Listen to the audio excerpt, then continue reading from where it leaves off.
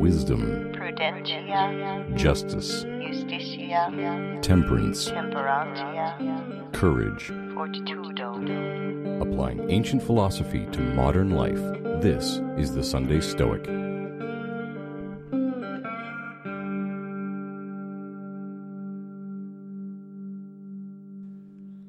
Welcome to the Sunday Stoic Podcast. This is Steve coming to you from Conway, Arkansas. And this podcast is a show about the application of ancient philosophy to enhance modern life. Before we continue, I want to thank Phil for joining as a patron. Thanks for supporting the show, Phil. I greatly appreciate your help. If you want to join Phil, you can do so by going to Patreon, www.patreon.com/SundayStoic.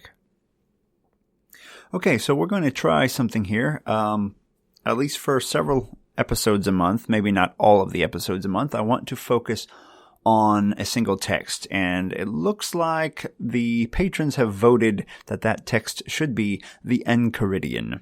So we're going to go through the Enchiridion from beginning to end, and if I can get enough good recordings of myself reading it, when it's all done, I'll take all those recordings and splice them together into an audiobook version of the Enchiridion for my patrons.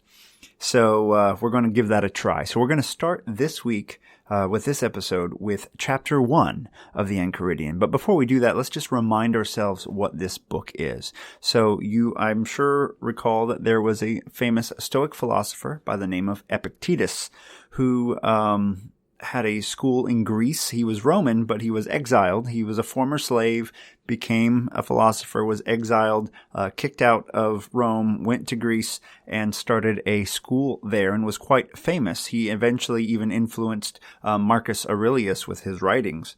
Well, let me rephrase that. He didn't actually write anything himself, as far as we know, but his lectures were recorded by one of his students by the name of Arrian. And Arrian recorded lots of books worth, several books worth of lecture notes, which became the discourses of Epictetus. And then he summarized some of those teachings from the discourses into a smaller book called the Handbook, or Enchiridion, which was a text that was meant to be easy to have in your hand, to always have at hand, one that you could even begin to memorize, to always have basic Stoic precepts with you at all times.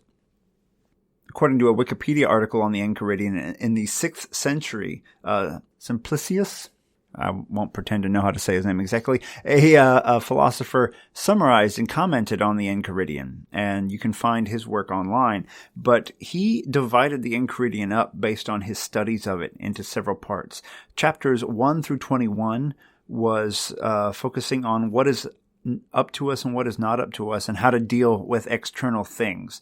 So chapters 22 through 28 were advice to intermediate students. So those who had mastered the first part of the book could move on to more advanced studies on the practice of Stoicism. Chapters 30 through 47 was technical advice for the discovery of appropriate actions. And chapters 48 through 53, conclusions on the practice of precepts. So we're going to go through these chapters and kind of summarize them in our own words. That's my plan, and then try to pull some actionable ideas out of each one that we can use to enhance our daily lives.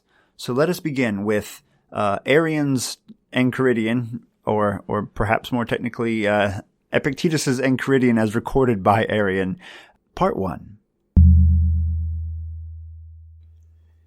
The Discourses, or Manual of Epictetus, Chapter 1. Of all existing things, some are in our power, and others are not in our power.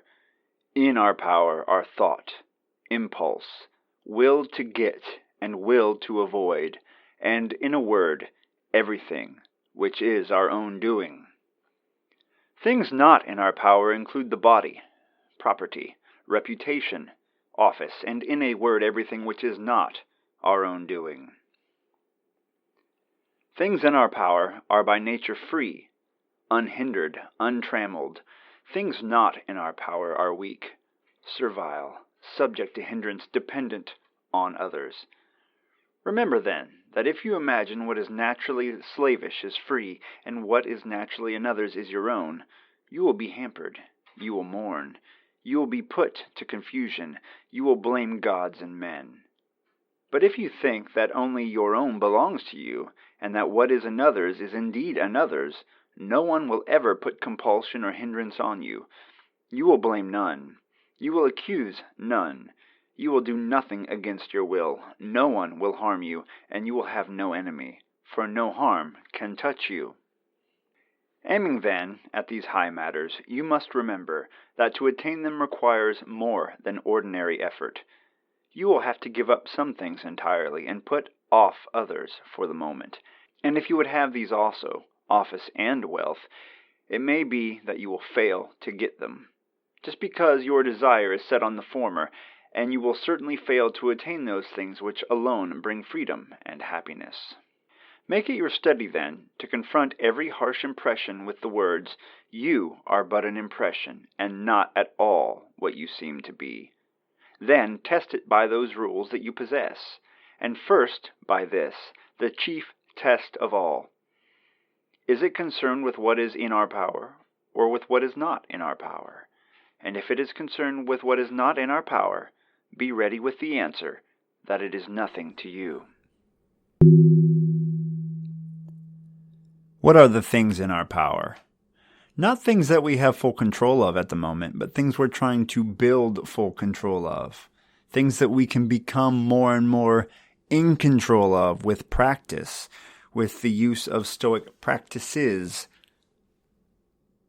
Well, according to Epictetus, these are mostly aspects of our thinking, what we think about, and our decision making. The things that we want and the things that we want to avoid. Everything else is outside of this sacred sphere, the sphere of what is ours. Even our bodies are not wholly ours. Yeah, we can influence them, but ultimately they're going to fail. They're not ours. We are going to die. Our reputation, our job, our friends and family. That doesn't mean we don't care about these things, as we'll see as we build on this. It may not seem clear right now with just this chapter, but it doesn't mean we don't care at all about these things, but we recognize that our core responsibility is our character and how we relate to the outside world. If we place these external things, like jobs, reputation, our bodies, into that category of things that are ours, then we are going to be disappointed. We're going to be let down. We will be disturbed. But if we focus on the things within our sphere, we're going to stop blaming others. We will no longer do things against our own will, because we'll recognize what is ours and what is not ours. And according to Epictetus, we cannot be harmed. That doesn't mean you can't be physically injured. It means that your character cannot be harmed. But this requires making a massive commitment. If you're not willing to change how you live, then this isn't for you. You have to put off some of the projects that you've been focusing on, some of the things in life that you've been prioritizing. You have to put them off for later, or give them up entirely, because you'll find they no longer fit the kind of life that you need to be living. Our goal is to attain the things that bring freedom and happiness. And what are those things? Well, that is essentially self-mastery. But that doesn't mean that we focus entirely on ourselves to become masters of ourselves. How we relate to others is part of this mastery. We can start by monitoring our impressions. Our impressions are the stories that we tell ourselves about the things that happen around and to us.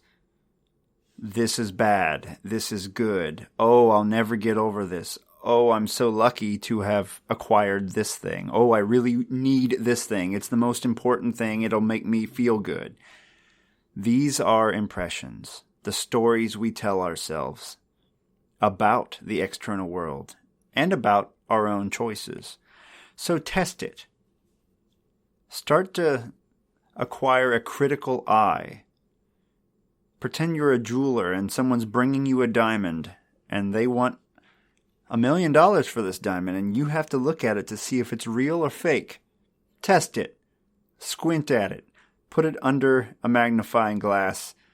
Does it meet the criteria for being worth it? Is this something that is yours? Something that is within your sphere?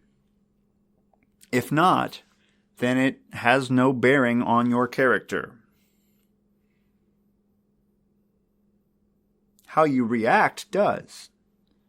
So this seems kind of out of whack or cold from some perspectives. Like what my son does, unless I taught it to him, right?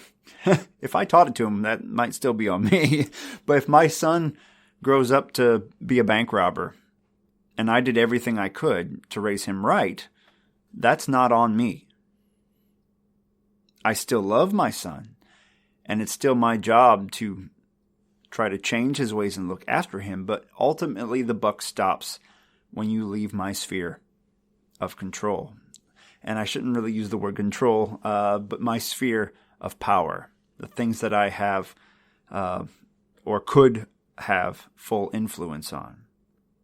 So one thing you can do is take out a sheet of paper and divide it into 2 columns. On one side you could just write mine, and on the other side not mine, or my power, not my power. And as you go through the day, keep this paper tucked in your pocket. When things come up that worry you, concern you, or even excite you, jot them down into one of the 2 categories. Which side of that paper fills up fastest? And also, what stories do you tell yourself about the things on that piece of paper? The things that worry you, the things that you're excited about. Are these stories even true? Are you embellishing the stories? Look at them critically and try to give yourself the correct story. Or, if you don't know the story, tell yourself that. I don't know the meaning of this. For example, I've talked about this briefly because it's been something on my mind. I found some issues with my house, like a possible foundation crack, right? I don't know what the crack means. I'm not a structural engineer, but my mind tells me this is horrible. And now the $170,000 you paid for your house is basically flushed down the toilet. You're going to be in the poorhouse. You're going to have all these problems. This is going to affect your child. You start telling yourself stories. These impressions pop up and you accept them as truth, and that destroys your happiness. But these are stories you're telling yourself. You have to realize this is the narrative you're telling yourself. These are stories. They are not truth. And you don't know what the answer is. So have no opinion. And if it turns out to be bad, remember that this is still something you can't control. And it's something that you can recover from. It's not destroying your character. It's just costing you money. And money is not part of you. Money is just something that you use to interface with the world. These are the kinds of things you can assess and reinterpret. Look at them from a fresh angle. Spin it around. Stoicism is all about changing perspective. These things that happen to us outside of our power do not define us. But how we choose to respond to them does define who we are. That is part of our choice, part of our character.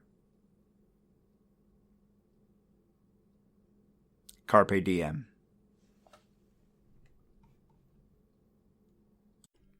Thank you for listening to The Sunday Stoic. If you enjoyed the show, please subscribe, rate, and review The Sunday Stoic on iTunes. Become a member of the Sunday Stoic team, earn rewards, and be an integral part of the show by becoming a patron at www.patreon.com/SundayStoic. Contact the show by emailing sundaystoic@gmail.com or by leaving a voicemail at 501-503-3132. To find out more, visit www.sundaystoicpodcast.com. And as Steve always says, Carpe Diem.